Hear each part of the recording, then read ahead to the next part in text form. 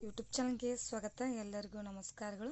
ಕನಕದಾಸರ ಜಯಂತಿಯ ಪ್ರಬಂಧದ ವಿಡಿಯೋ ಇಷ್ಟವಾದಲ್ಲಿ ಪ್ಲೀಸ್ ಲೈಕ್ ಮಾಡಿ, ಸಬ್ಸ್ಕ್ರೈಬ್ ಮಾಡಿ, ಶೇರ್ ಮಾಡಿ, ಕಮೆಂಟ್ ಮಾಡಿ ಅಂತ ಹೇಳ್ತಾ ಕನಕದಾಸರ ಜಯಂತಿ ಪ್ರಬಂಧ ನೋಡೋಣ ಬನ್ನಿ.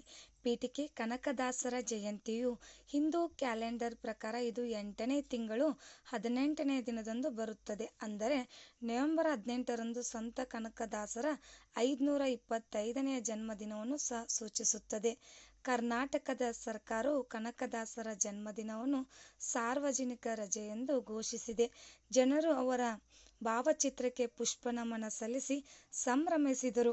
ವಿವರಣೆ: ಕನಕದಾಸರು ತಮ್ಮ ಸಾಹಿತ್ಯ ಕೃತಿಗಳನ್ನು ಸಾಮಾಜಿಕ ಜಾಗೃತಿಯನ್ನು ಹರಡಲು ಬಳಸಿಕೊಂಡ ಪ್ರಮುಖ ಸಾಹಿತ್ಯ ಮತ್ತು ಸಾಂಸ್ಕೃತಿಕ ವ್ಯಕ್ತಿ. ಅವರು ವರ್ಗ ವ್ಯತ್ಯಾಸಗಳು ಮತ್ತು ಜಾತಿ ವ್ಯವಸ್ಥೆಯ ವಿರುದ್ಧ ಹೋರಾಡಿದರು.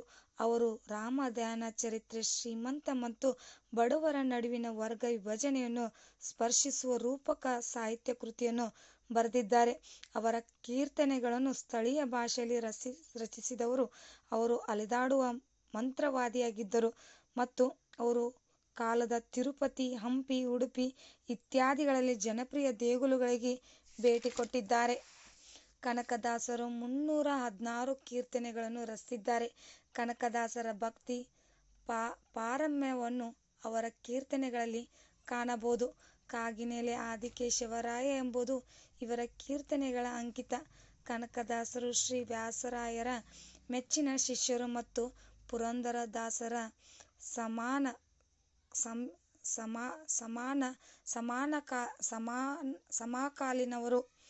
ಸಮಕಾಲೀನರು. ವ್ಯಾಸರಾಯರು ಅವರಿಗೆ ನವವೈಷ್ಣವ ಧರ್ಮಕ್ಕೆ ದೀಕ್ಷೆ ನೀಡಿದರು. ಕನಕದಾಸರು ಉಡುಪಿಗೆ ಬಂದರು.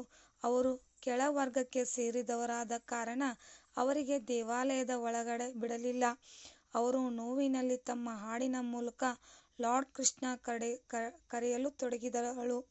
ಅವರ ಭಕ್ತಿಗೆ ಲಾರ್ಡ್ ರಂಧ್ರವನ್ನು ಮೂಲಕ ಕನಕದಾಸರ ತನ್ನ ದರ್ಶನ ರಂಧ್ರವನ್ನು ಮೂಲಕ ಕನಕದಾಸರು ತನ್ನ ನೀಡಿದರು. ಈ ರಂಧ್ರವನ್ನು ಇಂದು ಈ ಭಕ್ತನ ಹೆಸರನ್ನು ಕನಕನ ಕಿಂಡಿ ಎಂದು ಹೆಸರಿಡಲಾಯಿತು. ನೀವು ಕೃಷ್ಣನನ್ನು ನೋಡುತ್ತೀರಿ, ಆದರೆ ಕಿಂಡಿಯನ್ನು ಸಹ ನೋಡುತ್ತೀರಿ. ಉಪಸಂಹಾರ: ಕನಕದಾಸರು ಶ್ರೀ ವ್ಯಾಸರಾಯರ ಮೆಚ್ಚಿನ ಶಿಷ್ಯರು. ವ್ಯಾಸರಾಯರಿಂದ ಮಧ್ವ ತತ್ವಶಾಸ್ತ್ರವನ್ನು ಕಲಿತು ಒಪ್ಪಿಕೊಂಡು ಕನಕದಾಸರು ಉಡುಪಿ ಕೃಷ್ಣನ ಅನನ್ಯ ಭಕ್ತರು. ಕುಲವೆಂದು ಹೊಡೆದಾಡದಿರಿ ಎಂದು ಜಗ್ಗಿಸಿ ಕೇಳುವ ಇಂಥ ನಡವಳಿಕೆಗಿಂತ ವೈದಿಕ ಧರ್ಮದ ಗುತ್ತಿಗೆ ತಮ್ಮದು ಎಂದು ಭಾವಿಸಿದ ಬ್ರಾಹ್ಮಣನಿಗೆ ಕನಕದಾಸರು ಬಿಸಿ ತುಪ್ಪವಾದರು. ನಿಮಗೂ ಕೂಡ ಇವತ್ತಿನ ಈ ನಮ್ಮ ಕನಕದಾಸರ ಜಯಂತಿಯ ಪ್ರಬಂಧದ ವಿಡಿಯೋ ಇಷ್ಟವಾದಲ್ಲಿ ಪ್ಲೀಸ್ ಲೈಕ್ ಮಾಡಿ, ಸಬ್ಸ್ಕ್ರೈಬ್ ಮಾಡಿ. ಕನಕದಾಸರಿಗೆ ಜಯವಾಗಲಿ. ಕನಕದಾಸರಿಗೆ ಜಯವಾಗಲಿ. ಜೈ ಹಿಂದ್, ಜೈ ಕರ್ನಾಟಕ.